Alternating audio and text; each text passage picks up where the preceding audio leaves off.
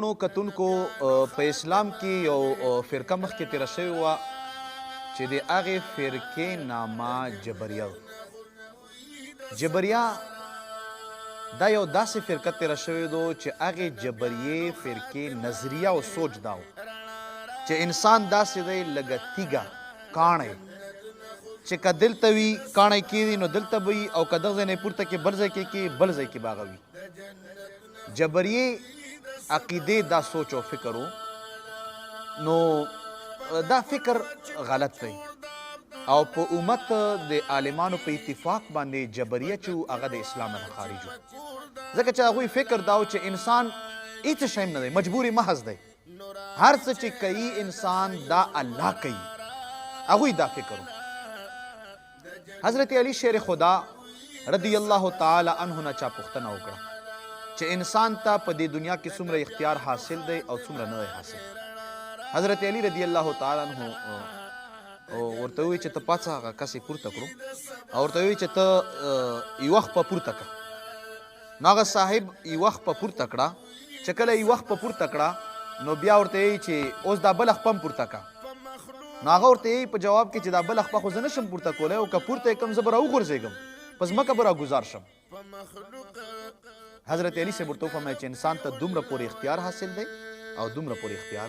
نه دی حاصل مولانا روم رحمت الله علیه په خپل کتاب مثنوي شریف کې یو بهترینه خبر را نقل کړی یو جبریه سړی و چې جبریه عقیده یې لرله او هغه دا سوچ و چې یاره هر څه الله کوي هغه راغی او یو پردي پټي ته واوښتو د بل چا پټی و د ده نه او ځان سره وایي چې تم دی الله او دا پټی هم دی الله دی او بیا لاړو او هغه میوه الله ویل دا میوې هم د الله دی او دا ونه هم د الله او دا پټی دا هر څه د الله دی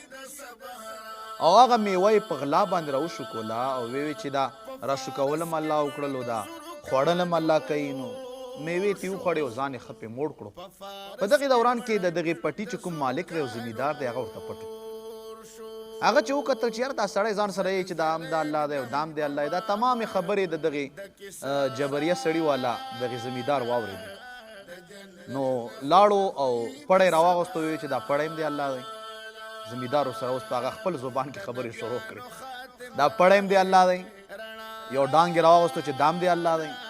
او دا سړی زمیندار ورغی او هغه کس یې ټینګ ټینګ وتړلو ونیو او ویې تړلو او ویې چې دا تړل هم الله وکړل او بیا به دا ډانګ ورته اوچتلو